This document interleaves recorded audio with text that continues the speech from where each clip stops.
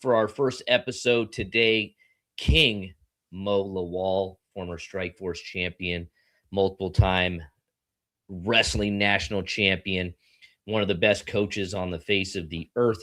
We're going to bring him in just a minute. But first, we want to give you a little clip of what's coming up May 29th at Liberty Hill.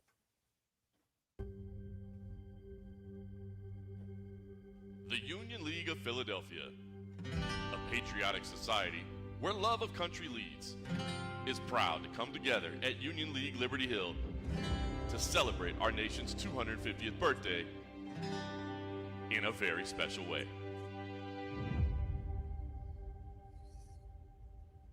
In partnership with Cage Fury Fighting Championships, a company with a long history of special events, from shows at our nation's largest military base to a barn in the mountains of the Rockies, they're not shy to try something bold.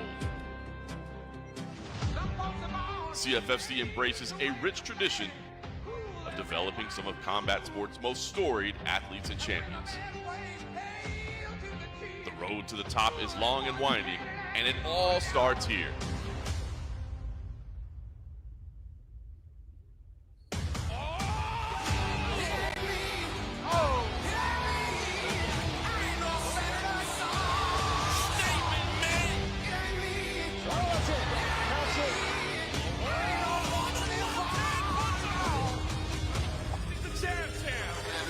The future champion. On Friday, May 29th, that road to the top passes through Union League Liberty Hill. One night of fights to make history and celebrate our nation's anniversary while we raise money for two incredible charities.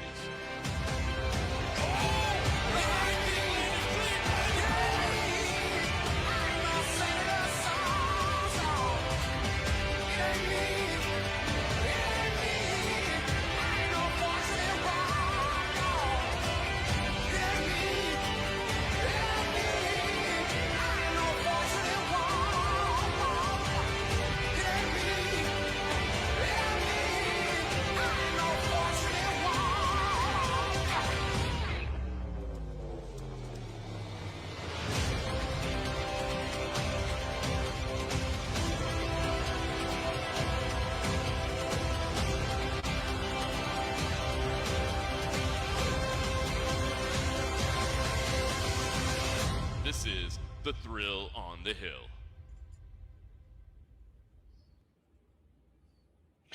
Well, welcome to King Mo. I appreciate you taking the time and joining us. What's up? Thanks for having me, man. Man, absolutely. I couldn't imagine a better person for episode 1 than a guy that I talk to all the time anyway, that I seek information from. But now it's time for people to really meet King Mo, and I want him to understand who you are or where you come from. So let's start from the beginning. Born in beautiful Tennessee, but for some reason you guys left beautiful Murfreesboro, and you went to what, Texas? No, Richmond, Kentucky. Kentucky, right? Okay, yeah. So tell me about that. My mom, she moved around a lot because she was trying to get a nursing degree. So she moved from Murfreesboro to Richmond, Kentucky, to Oklahoma, back to Richmond, Kentucky, to Oklahoma, to Texas. So she moved around a lot to try to finish her education. When did you get introduced to wrestling? Was that not until high school? Yeah, high school, 10th grade. So you didn't even start wrestling until you were 10th grade in high school? Yeah, I started late. I mean, to do what you did after 10th grade, see most of these kids now. I mean, even look at like a guy like Mako. His kid's probably been wrestling since he was 4 years old, 5 years old. And now those are the guys that are at the national level, where you didn't start till you were 14, 15, 16 years old and had an extremely storied career. How did you transition, starting as a 10th grade year? How did you transition to wrestling and being so successful? Well, I remember after a football game, the coach said, if you want to be better as a football player, because in Texas, everyone wants to be a football player. The coach said, Coach Philip McCullough said, if you want to be a better football player, meet me in the mat room in 2 weeks at 8 in the morning, and you're gonna wrestle. So I showed up with my socks on, and I was ready to wrestle, and I had fun, man. Like I ended up being good, and I bought. There's a kid, I forgot his name, but I bought his wrestling shoes off of him for like $20, and then I wore them. They're too small, but I wore them anyway, and that was What it. people don't know is you were also a wide receiver Yeah, in playing football. So you were a successful football player on top of wrestling, but wrestling obviously became your love and motivating sport that you stayed in. yeah, yeah. I just like the fact that wrestling was more. It was a faster pace. There was no huddle. There was no timeout. It was one on one, and it was physical. It was like a legit fight. You know, the stronger, smarter, and better conditioned man is the one that usually wins. So I like to take my odds with that on myself than taking my odds with somebody that's going to jump off sides or miss a field goal or drop a pass. Or So yeah, blindside you, you're a you know. blindside you. So I read the one-on-one action. There's no excuses. Who's the better man that day? Well, one thing that's great about wrestling too is it's a relatively cheap sport to participate in. You bought a pair of shoes for $20. You get yourself a headgear from the coach. Probably somebody left laying around in the room, and they issue you a singlet. That's all you need. Yeah, Where football, you're buying all this gear and cleats and expensive stuff, and and you only get to actually compete maybe once a week. Where wrestling, you're doing it 3-4 times a week, 5 matches a day, and you're getting a lot of experience. well, in Texas, there's corporate sponsoring. So the football team, we had cleats, we had turf shoes, we had different jerseys, we had all that stuff. And even wrestling was cheap, but now if you look at wrestling right now, the people that are having success with wrestling come from money. It's changed now because when I was around, you could still be a poor wrestler and be a national champion and make it on somewhere. But now the people you see with success are the ones that come from money. Well, for sure, expensive gear, expensive one-on-one training and lessons, going to private camps, and even going and traveling around to different locations to get to the best tournaments, right? Competitions, yeah, tournaments, all that. Absolutely. So then you went to college after wrestling. Did you stop playing football? Was there no college football at all? Nah, I was over football. And, I was all in with wrestling. I remember my senior year, this one dude, I forgot his name, they call him Big Cat. He came in and he said, raise your hand to all the football players. He's like, raise your hand if you're going D1. And everybody raised their hand. He said, raise your hand if you're going to the league. And everybody raised their hand. But I was thinking to myself, like, man, I don't know about football. I like wrestling better. So I stuck with wrestling. So when I got to college, as a matter of fact, after my final, I paid this kid, Alan Zhao. I paid him $40 to drive me from Plano to Norman, Oklahoma, so I could stay with my cousin in Norman. And I remember I stayed with him, and then the next morning, on Monday, I went to the OU wrestling room. I sat there from like 7 a.m. waiting for someone to show up. And finally, around 9 to 10, Byron Tucker, All-American and national champion, Byron Tucker from Virginia, showed up to the wrestling room.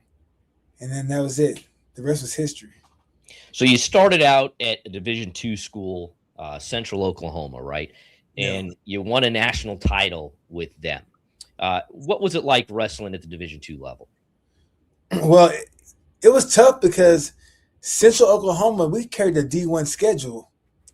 So our first dual meet was versus Oklahoma University. So mind you, I was in Norman, Oklahoma, wrestling with them boys every day, getting destroyed. And then the first wrestling match was versus Oklahoma, and I won. I beat the guy that I wrestled. So it was crazy, because we wrestled Oklahoma. We wrestled tournaments at Oklahoma State, Nebraska.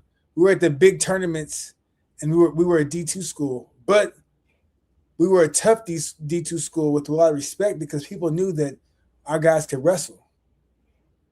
Well, you were a 2-time All-American there. Was it Coach DJ? Was DJ your coach back then? Derek James, yep, the Yeah. man. Great So coach. definitely a great coach who just recently retired a few years ago. I know we've talked about that. Uh, how did he develop you and get you ready? Because then you made the jump. You went to a Division I school, and not just a Division I school. You went to one of the best Division I schools in the history of wrestling, and succeeded there. How did he get you ready for that? Well, we had a great coaching staff. Him, Sean Bateman, Edmund Lauren. Then he brought in guys like Gregor Plotnick, the Cunningham brothers. You know, I forgot the guy's name. We call him Little Squirrel. He was a 133 pounder. He brought in alumni, and these guys would come in like Howard Moore and Hardell Moore from Oklahoma State. He was an All-American, I think, national champion or national runner-up.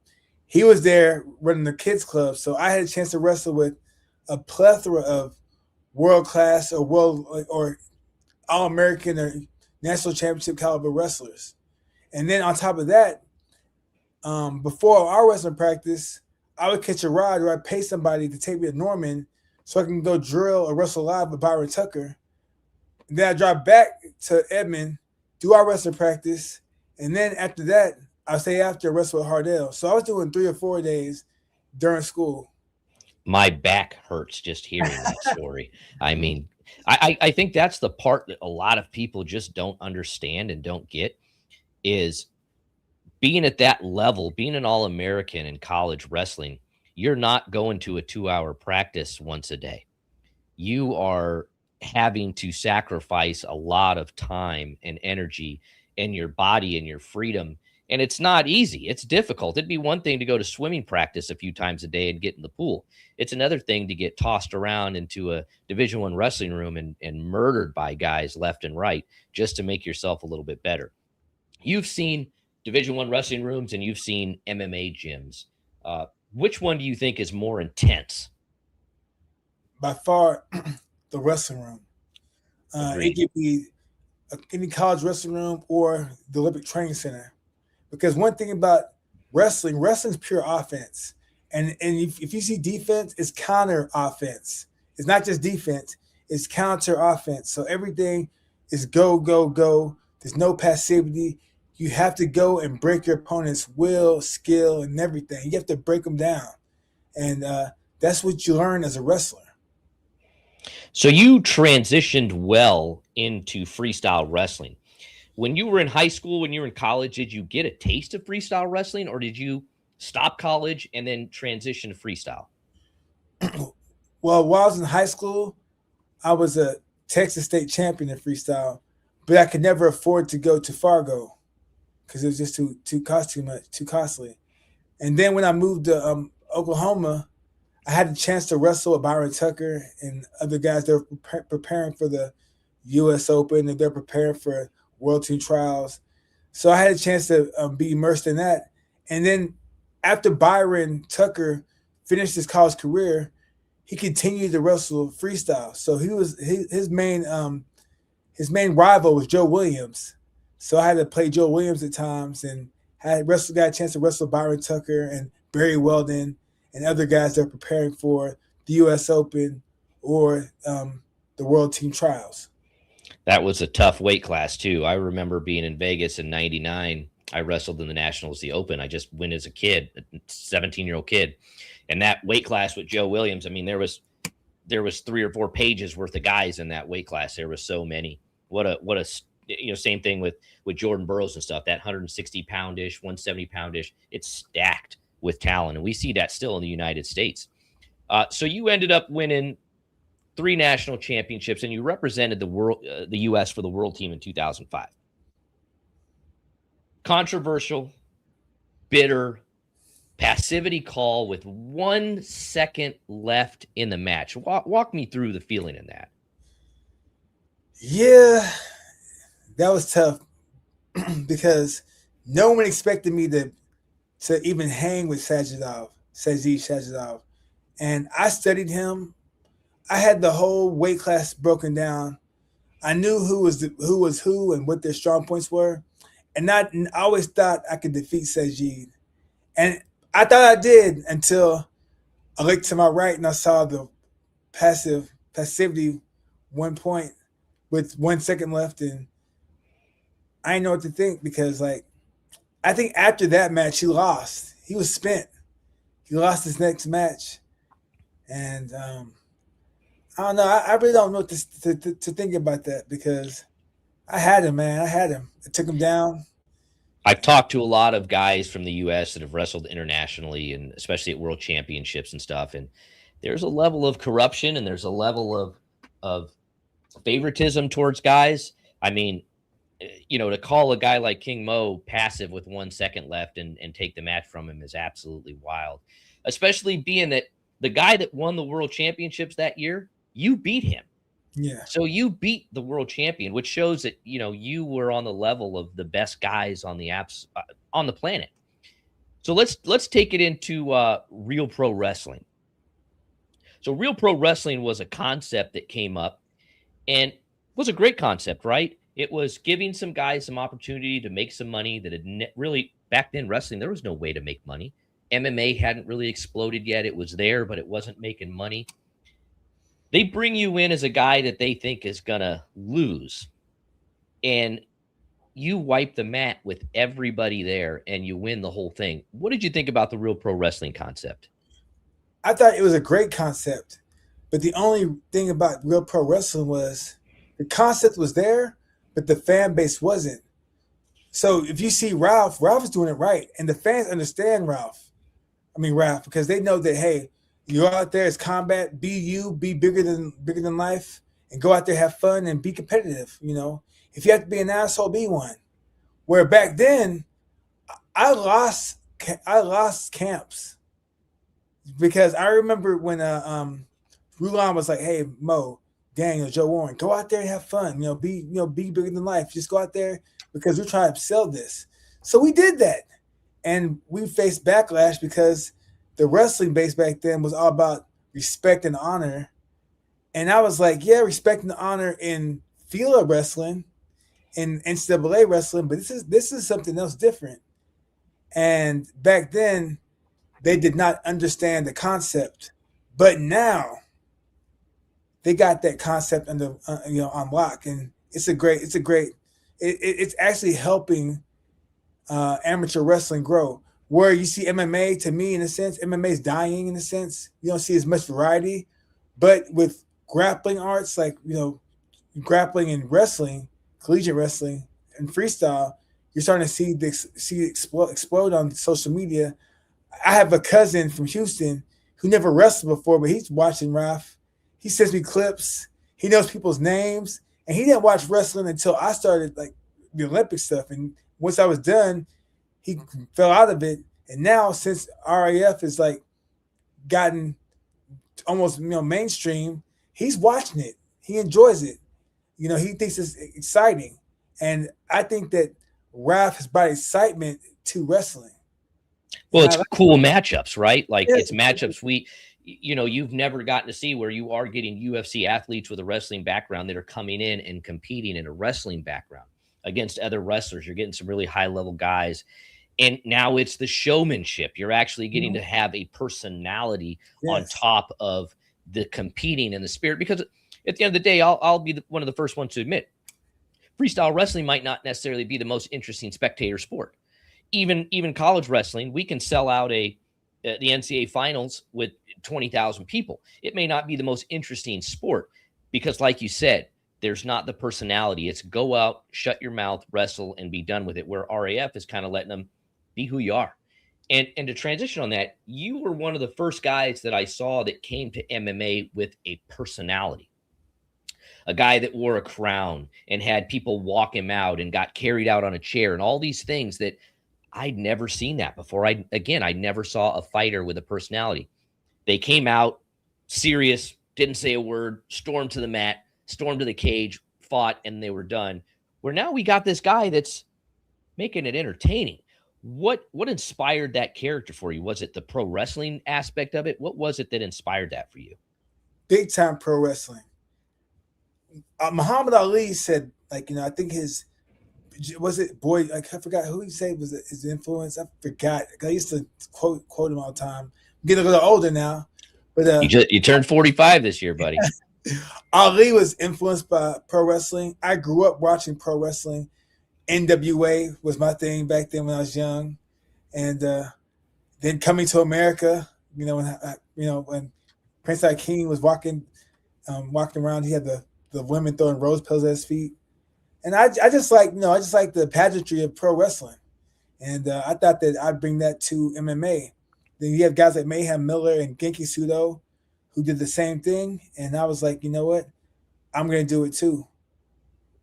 And it was extremely entertaining. I saw it in boxing. One of the first times I saw it in boxing was Prince Nassim Hamed, where every boxer I've ever seen walks straight to the ring, and Prince, he does this dancing behind a blacked out screen where you could only see his shadow.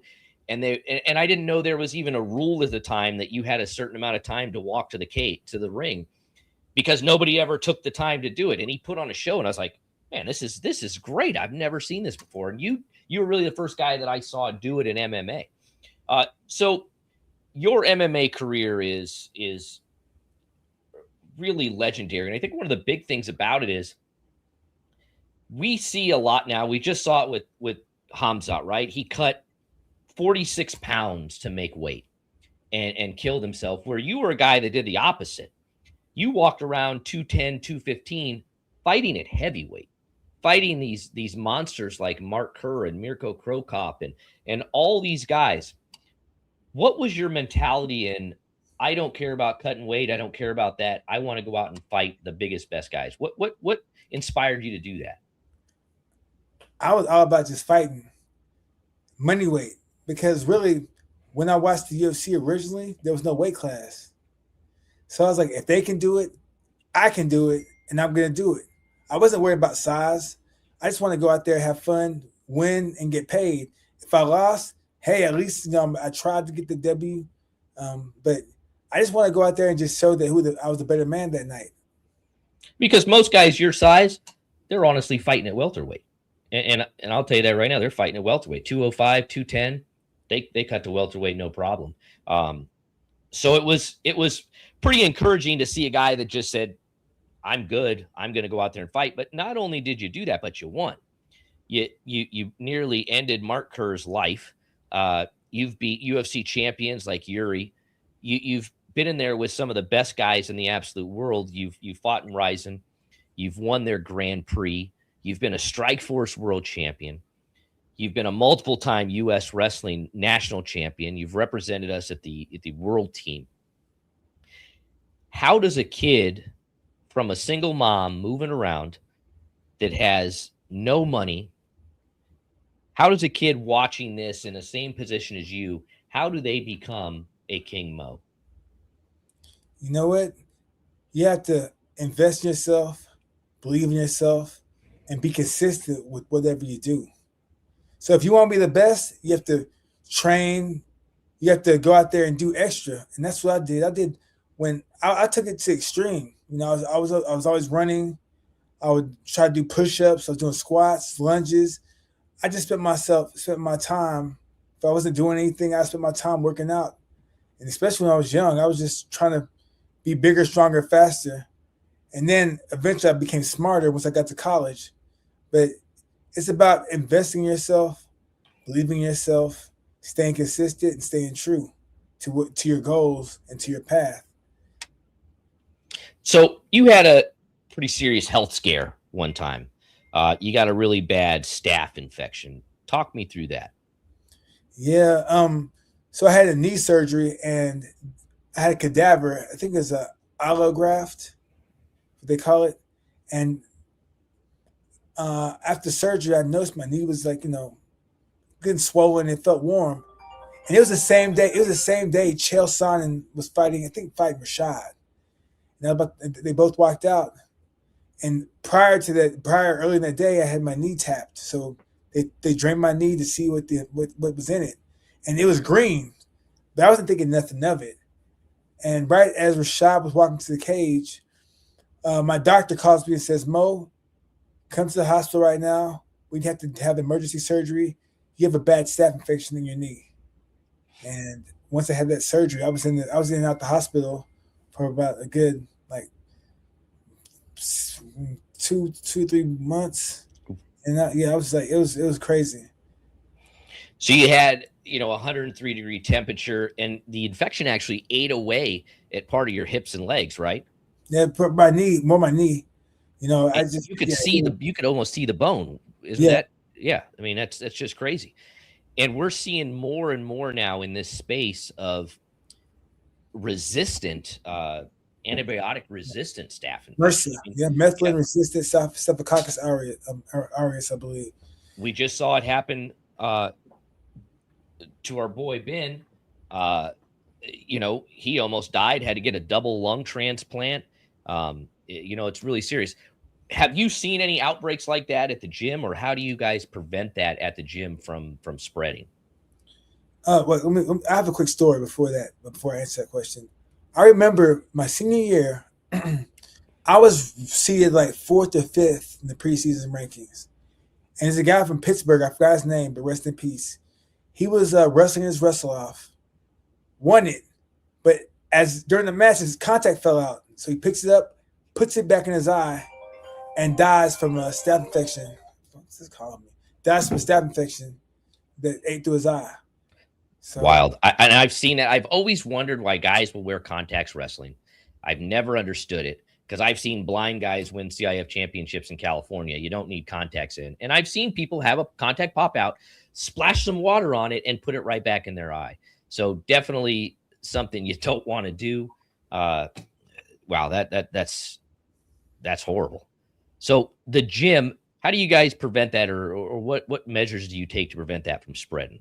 Because you have a huge gym with a lot of people. Yeah, they use bleach and some other cleaners, and then when I get home, I bathe in something called Hibiclens, which is something they use for in the hospitals for those people that are allergic to iodine. So you're still on the mats now, right? Not as much, not as much. Like I think I'm gonna start back on it, but I took a little break from being on the mats. But I'm just lifting weights more than anything. Lifting weights and staying staying fit. Staying fit as always. I mean, I turned 45 next week. We're getting a little older, but we're also seeing a resurgence of guys that just aren't aging. Look at Andre, a guy that you've cornered and coached and worked with a lot. The guy could probably still be a top 15 heavyweight in the UFC right now. And don't surprise me seeing him back in the UFC. He's reversed the hands of time. He's a beast. It's unbelievable. And then what's our Cuban buddy's name? Yoel Romero. I mean, look at him.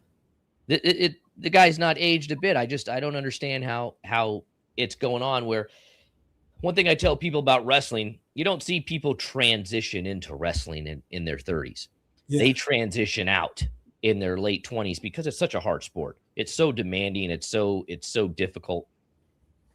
But you were able to stay in and then transition MMA. How old were you for your first MMA fight? I think I was 28, 29. I think 28, 29. So even technically a pretty late start. I mean, we've seen UFC champions in their early 20s. We're seeing guys really in their mid to late 20s really peaking in the UFC, and that's when you first started. What was it like your first MMA fight? I took the fight on short notice and I ended up going to Japan and fighting Travis View. And, a TKO win in just a little over 2 minutes. Now, Japan, you go to Japan as an American athlete, the fans love you. They'll line up 500 deep just to get an autograph from you and not even know who you are, but they know you're an athlete. What was it like fighting over in Japan? Japan was amazing. Very respectful crowd, and lifetime fans. It was overwhelming at first because they knew who I was when I got there. They knew about my college wrestling background. They knew about the team I trained with, and they're just very respectful. And I was expecting to, see a bunch of people that were unruly and not in Japan. No, they're quiet, respectful. I could hear my instructors. I could hear my opponent breathing. I could hear everything because it's just. And they truly love the sport. Like they'll fill up 100,000 seat arenas to watch it because they truly do love it. Is that one of the things that inspired you to go back to Ryzen, to go back to Japan and fight over there? Yeah, I love Japan. Like Japan and Azerbaijan are my two favorite places to be at. but Japan it's just different. Especially now that I train Natalia Kuzentina. She's gonna be the future champion there, and they love her there because she's gonna finish fights with her grappling, and she's a judoka. Going back there, it was great, and helping to guide her through the Japanese system because she's gonna be a star, and she's gonna be a big, a legend over there. And I enjoy watching her go through the process of becoming a legend. Now you've gotten to travel a lot, even more so on the coaching aspect. Russia and all these countries. What's it been like doing that, especially for a black male going to a place like Russia, where we've talked about it, where I'm texting you every day to make sure you haven't been kidnapped? Yeah. What's the feeling when you go over there? Well, with my name being Muhammad, some of the Russians that they're from Dagestan and Chechnya show me a different type of respect. And I like Russia. When I was just there, I didn't want to leave. Being in St. Petersburg is beautiful. Moscow's changed because, mind you, I hadn't been in Russia since 2007. Before that, so when I was in Russia prior to this, it looked horrible. But when I went back, it looked different. It looked cleaner. It looked better. It was night and day because when I was there in 2006, 2007, everyone looked miserable. They looked miserable and they looked poor and broke. When I went this time, I was in the same region, like the Red Square, and I saw a bunch of tourists, like people. I saw different colors because back in the day, people just wore black and brown and gray. This time, I saw people wearing like red, orange. It was just, it had a different vibe to it this time around. And this is during a time they were going through extreme sanctions. This is last year. So I don't know. I don't know. I guess the people there are very resilient because here in America, you think that Russia is like broken, struggling. And then it might be. I was only there for about a week. But from what I saw, it looked like everyone was on the same page and they looked happy. And I'm glad you brought that tough and resilient part up because we're seeing that resurgence and that influence from all these guys from that region of the world coming to the UFC and coming to MMA and being extremely, extremely successful. We've seen it in wrestling. They've always been dogs in wrestling, and now they're coming to MMA. And one of the things that I've always been told about those guys is they're not scared of anything. They don't care. They grew up with 12 brothers and they ate, their dinner was a can of pickled herring fish, you know what I mean? And they all had to fight over it. So they come to the US and they're like, man, you guys have McDonald's, you have Burger King. I mean, this is the life to live. And it's easier for them because they've been through so much. And it's interesting to see how they've transitioned MMA and how they've done well. 20 years ago, you didn't really see a lot of Russians. 20 years ago, if you told me there'd be a British UFC champion or an Australian UFC champion, I'd have told you you're crazy. It's never happening. So we've seen this global impact that wrestling and MMA has had on the world and athletes. And going to jiu-jitsu. So, we also do a jiu-jitsu promotion where we're getting to see some really high-level guys transition into jiu-jitsu. Tell me about your jiu-jitsu experiences. I just got tapped a lot by guys like Hamo Barral. So I used to just roll with guys, Nogueira, Fabricio Verdum, Vinny Magalhaes, Hamo Barral, if I mention his name, just a plethora of different guys. And I just got destroyed. But I became the Black Houdini because I became hard to submit. And I escaped from submissions. But I respect jiu-jitsu. I'm better at teaching it and showing the breakdown stuff. But as far as like being embraced into it, it's just too complicated, man. Because it changed. The trends changed so much.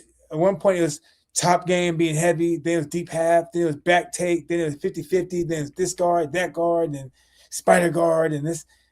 So it's very trendy. And whoever is hot at the moment has a style that everyone wants to emulate. And that's how it is in boxing, but I feel like more so jiu-jitsu. Because in boxing, Floyd had the shoulder roll, and a few people, like the younger guys, copied that. But jiu-jitsu or grappling, it's like, I don't know, it's just so many different styles, and there's so many different people that are successful with a plethora of different styles. For sure. But, you talk about getting tapped by these guys, but then you faced one of the greatest grapplers probably in the history of the world, and maybe even the best Gracie in the world, Roger Gracie, and you handled him fairly easily. You TKO'd him, right? Yeah. So I mean, you took Roger Gracie, who was supposed to be, the future, the next Gracie name, and you wiped the mat with him. How was it knowing you were going against a guy with that high level pedigree of jiu-jitsu? I wasn't worried because I felt like they moved him too fast. And I was thinking to myself, he's too tall. He's not that fast. He can't shoot. The only way that the fight will go to the ground is if I catch a leg and take him down, or if I double leg him. And I watched a few of his films. I watched some of his film, watched him strike, and I was like, I'm not gonna shoot. And besides that, I just started running my mouth saying, if I want to take him down, I'm gonna show him that American wrestling is better than jiu-jitsu. And I was just trying to play mind games with him because I was like, I'll take him down and he ain't gonna do nothing. And I was just running my mouth, but the whole time I knew, I was like, man, I'm gonna knock his ass out. I'm like, I'm not gonna wrestle or grapple with this guy because he's 6'5", 6'6". He's flexible, long and lanky, and he's the best grappler amongst them. Everyone I knew that grappled them, from my old wrestling coach from Iran, Yosef Ali-Rezai, he wrestled him in Pan Am's as a blue belt, and he was the only person not to get tapped by him. And he told me, Mo, if he gets on top of you, he feels like a ton of bricks. I couldn't move. He's strong as hell. Robert Drysdale told me he's strong as hell. Hamro Baral. Everybody said, Mo, if he's on top of you, just try to survive. Luckily, he has no ground and pound, so just watch out for his triangle or his arm bar or his head. No, they named a plethora of submissions. So I was like, all right. All I did was I found myself, I went to Robert Drysdale's gym, and I was like, all right, 4 minutes and 30 seconds, put on the clock. The goal is for me to survive. And that's how I worked on survival off my back in the worst case scenarios, just in case I was to face the worst case scenario in that fight versus Roger Gracie. See, and I'm glad you mentioned that. One of my last fights, I was training at USA Karate under Robbie Beard, who's under Master Ricardo Laborio. And he said, when we train for the fight, we're not going to train where you're good. We're going to train and put you in bad positions. Mm-hmm. And I said, well, wait a second. That's brilliant. Like everybody wants to go in there, and a wrestler just wants to work takedowns and work top game. It's very hard to get them to transition. Sometimes you're going to be on your back, and you've got to know how to fight off your back. You've got to know what to do off your back. Yeah. So getting in bad positions was like, it was eye-opening to me. Like I never really thought about that until he told me. Then I would tell everybody, you know what? Start on my back, start in full mount, start with an arm bar, start with a choke, and make me actually work. Because if not, I'm a wrestler.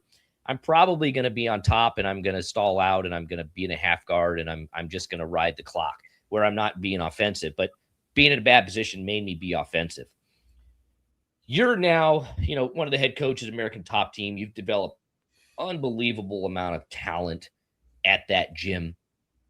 Let's say I'm a guy that wants to come to American Top Team. What are you looking for to make me a part of that team? First of all, you have to contact Richie, the gym manager. Richie's the man, and run it by him.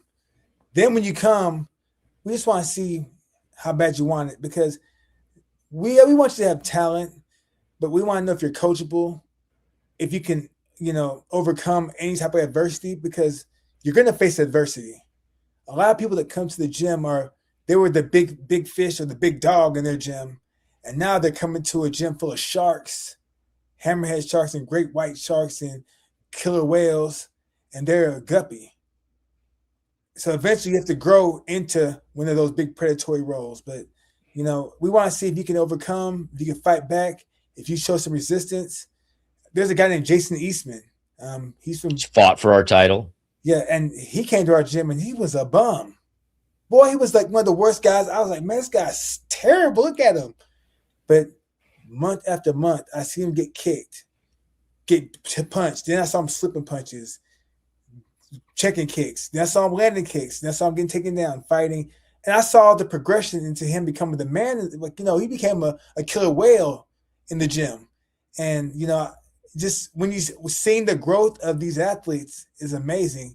It kind of puts things in perspective, because I have to remember I was once where Jason was. And my first introduction to you was really unique. You came to Memphis and you didn't do, I live right outside of Memphis, and you didn't do a 1 hour seminar for $100 a head. You did a full 3-day camp completely free of charge to anybody that wanted to come, regardless of school or affiliation. That's just not something we see, coaches at your level doing really at all. I couldn't name if it's ever happened before, to be honest with you.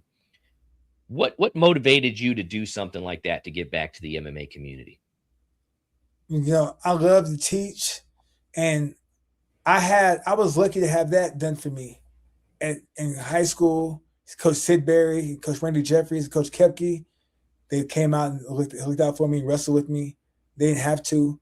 Then we got to college, the alumni, like Grego Plotnick and the Cunningham brothers, they came to wrestle. Howard Moore came, and they gave back, Wes White.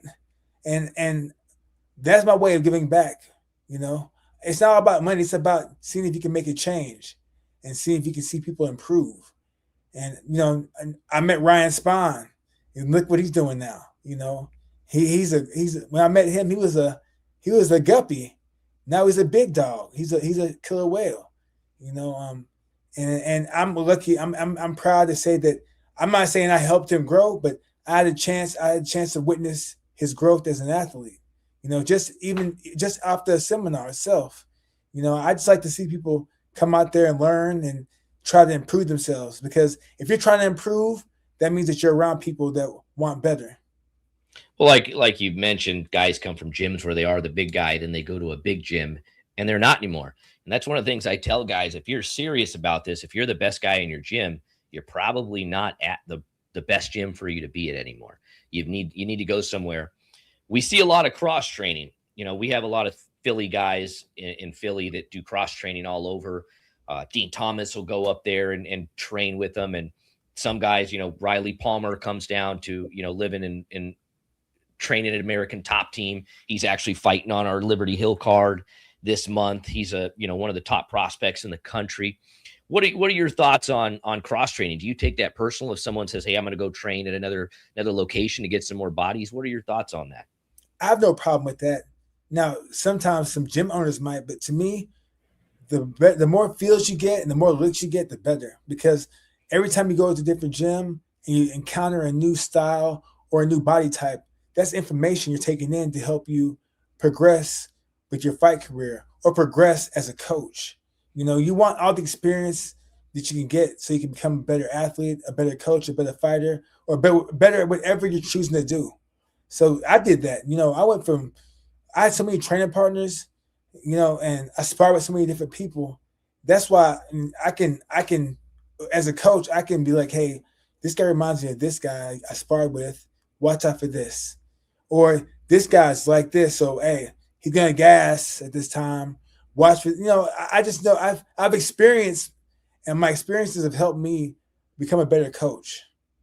I think when we're in a wrestling room, when you were wrestling on your team, you knew which guys you could beat. You knew which guy would give you a rest round because you could beat him up. And then you also knew what guy you were a rest round for because he would beat you up.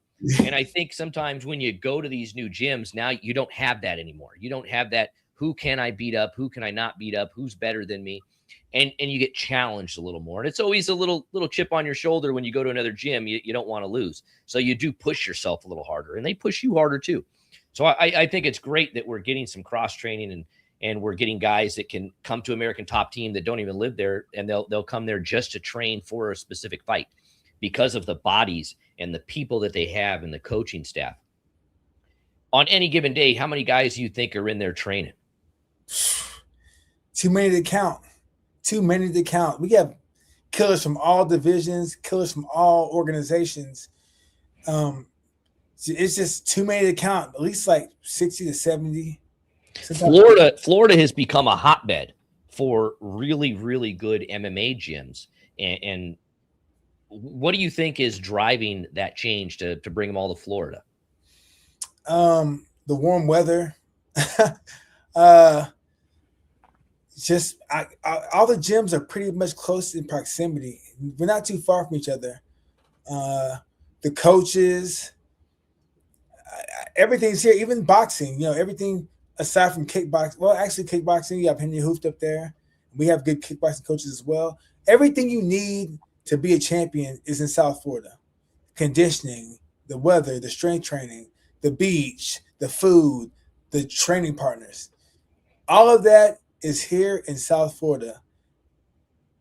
And you're a quick drive from a lot of places, right? You can get to Tampa, you can get to Orlando, you're in Miami, you can get to Fort Lauderdale, you can get to all these places within a couple hours. Yeah. We see a lot of talent. We do shows in Tampa, 2, 3, 4 shows a year in Tampa, and the crowds are absolutely insane. What we get told is there's not enough fight promotions in Florida to account for all the fighters in Florida. So, we always love getting down there. Now, I see a lot. You've been to shows, almost every show that we've been to. You've been to North Dakota. You've been to Philadelphia, Atlantic City, Tampa. You've been to everywhere we're at. I've seen you in the back of the house take guys that coaches didn't show up or something happened and their corner didn't show up, and you've cornered them. You didn't even know the guys, and you would hold their bucket or hold their ice or just be there to be that extra set of eyes for people. When I don't see that as a common practice with a lot of coaches. Again, what inspires you to do something like that? It helps me because if I can provide instruction to a person that I don't know, and I don't know much about his background, but I can see his athletic ability, I can see his limitations, and out that I can draw up a game plan. And if the game plan is successful, then hey, I learned something. It's gonna help me. If it's unsuccessful, I'm like, hey, you know what? Maybe we should went to plan B, C, or D. So that helps me learn as an athlete as well. Some people wouldn't do that, but I take it as a challenge. I accept all challenges that make sense. Well, I think it's also kind of cool when some amateur kid that showed up and only one of his coaches came, and now he's got King Mo in his corner. He never anticipated that, and it's a great thing for the sport to see that kind of integrity and that kind of dedication to athletes. I just really thank you for coming on. I really wanted people to know and hear who King Mo really is, the guy that I know that a lot of people don't know. People don't know about you doing things like that in the back of the house because you don't advertise it. People don't know about the free seminars that you've done because you don't put that as your personality. Your personality is a coach that goes in there with a bunch of killers, but on the other side, you're a guy that's dedicated a lot to the sport, coming from nothing to a world champion. It's an honor to get to have you, and it's really an honor to call you my friend, someone that I can talk to all the time and bullshit about. And I think you still owe me some Korean fried chicken, but we'll get some. We'll take that up. We'll get some. I'll get you a cheesesteak next time in Philly. But if we're in Tampa next time there, we can get some Nigerian food. It's a good Nigerian restaurant. Even better. Get some jollof rice. So we've seen a lot of rise of Nigerian athletes in the UFC as well, in an MMA. We've seen some in Africa. Could Africa be the next hotspot of MMA? I think Africa could be the next hotspot of combat sports. Bare knuckle. You see it rise in boxing. You've seen it rise in MMA. You've seen it rise in kickboxing. Grappling soon to come. I think that, we're only scratching the surface in a lot of these places. I feel like North America and South America might be tapped out. I feel like Europe is still growing. Asia still growing. Australia definitely still growing. A big surprise there, and it definitely is. Big time. Australia, you see the boxing, the kickboxing, the grappling. The only thing they lack is wrestling. Mm-hmm. But everything else is up to par, world class. But the jiu-jitsu's there. You've got world-class jiu-jitsu guys there, which, again, totally surprised me because I wrestled a team from New Zealand. We hosted a team from New Zealand, and, we took them to all these high school teams. I don't know if they won a match the whole time they were there. We just murdered them. Because they weren't good, and now look at how they've evolved in 20 years. It's really amazing. Yeah, it's amazing. Same thing with the UK. You're seeing guys like Leon Edwards and Fabian Edwards taking people down. You're seeing at one point the UK was just full of guys that can strike and brawl and they're tough. Now you're seeing guys that are athletic, they can strike, grapple, they can wrestle. They almost look American. If you told me before, UK guys boxing, I'm in your corner. I got it. They're going to win.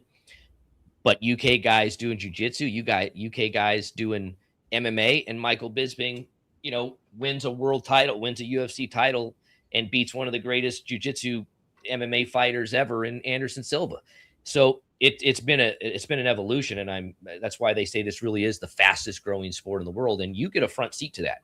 Getting to watch the guys at the regional level, the amateur level, all the way up to main events in UFC.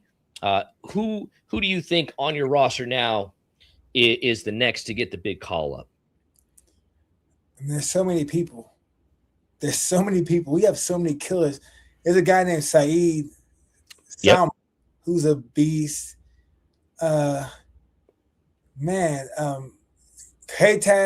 This guy named K-Tag. He's a beast, a heavyweight. Baltraz. There are guys from Ossetia. A few of the young ladies that train our gym. It's just so many people at our gym that any moment they can get the call, and give them 4 good fights. They'll be a contender somewhere at some show. We're so deep. Some people get lost in the shuffle because we have so much talent there. They're not neglected. It's just that they might show up and shine, and all of a sudden some new guy comes in and outshines them, and it's a competition of who's going to shine the most and shine the brightest. Absolutely. We've seen it. Again, I've seen all that talent coming out of Florida, and I've seen all that talent coming out of your schools and American Top Team. It is a place that guys go if they are truly serious about MMA as a future and as a sport for themselves. What's next for you? What have you got going on? Got some cornering. Rizvan Kuniev is fighting Tyrell Fortune in Abu Dhabi. Then I got Scrappy Natalia Kuzentina. She's fighting in Japan. K-Tag Sabiev is fighting soon. And K-Tag is a heavyweight that is crazy good. He's fast. He's a southpaw, but he's slick and smooth. He has power. He can wrestle. He can grapple. He's aggressive, but he can counter. He has it all, and he's getting pushed by guys like, like Saeed Salma, So I don't know. I just right now I'm not sure what I got going on because there's so much going on in the gym, So I just I take it by, who comes and talks to me. But for the most part, I'm in the gym every day, watching these guys and watch these guys and ladies improve, and I love it. I love it. When do you sleep? Because I can text you at 1 PM or 1 AM, and you usually answer me within 10 seconds every time. You stay so busy there. I don't understand. When do you even get rest? When do you get a day off? I don't sleep much. I just need about 3 or 4 hours of sleep, and I'm good. So I go to bed late, and I'm up early. So I'm up about 5 or 6 every morning, if not earlier. I'm up early. I know, because I can text you early and you always answer, and I can text you late and you answer. So I think that's a dedication too that you have, because a lot of guys that pillow and that snooze seems a lot better than getting up and going on a 4-mile run or getting to the gym at 5 o'clock before going to work, and then going to work all day, then going to the gym after work, and then eating right, and then getting a good night's sleep. It's difficult. And you were a guy that learned how to do it all, and we appreciate you, and I really appreciate you coming on.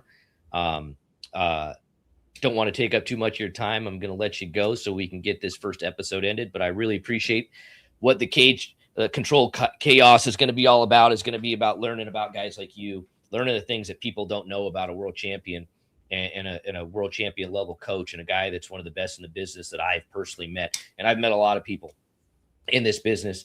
So make sure you like and subscribe. Follow us, Control the Chaos Jason, on YouTube. I'm on Facebook, all that stuff. Make sure you follow us. Make sure you follow King Mo. He's always posting really great stuff on Instagram, his travels. That's how I know he's going out of the damn country, and I got to make sure he's okay, because he's always posting a lot of top guys and a lot of interviews. You've got your own stuff going on, the King's Corner, all those things. So make sure you give King Mo a follow. Anybody else you want to give a shout out to? You again, CFFC, for putting on great fights, and everyone out there doing something positive and just trying to improve. Shout out to y'all. Well, thank you, Mo. We're going to let you go, but I can't thank you enough. Big shout out to Mo. I appreciate you, brother. Thanks for having me on, bro. Yes, sir. All right, folks, that's going to do it for episode number 1. Now we've got episode 2 coming up next week. I'll get the graphic up for that one right now. We're going to have your boy, Eric Anders, May 19th. We're going to push this one back an hour to 3 p.m. Central Standard Time, 4 p.m. Eastern Standard Time. So catch your boy, Eric Anders, a 20-fight UFC veteran, gym owner, national champion football player at the University of Alabama. So that's going to be a good one. Remember, that one's May 19th. We've got some other big guests coming up that I'm getting secured and lined up that it's going to be really interesting to hear from. And I just want to say, everybody, thank you again for tuning in to our first episode. I've got a producer working in the back for me that's helping push the buttons and get me through this. We got the studio set up, so we're going to hopefully keep going. Questions, comments, concerns, anything, let us know. But as for the first episode, we are out. Thank you.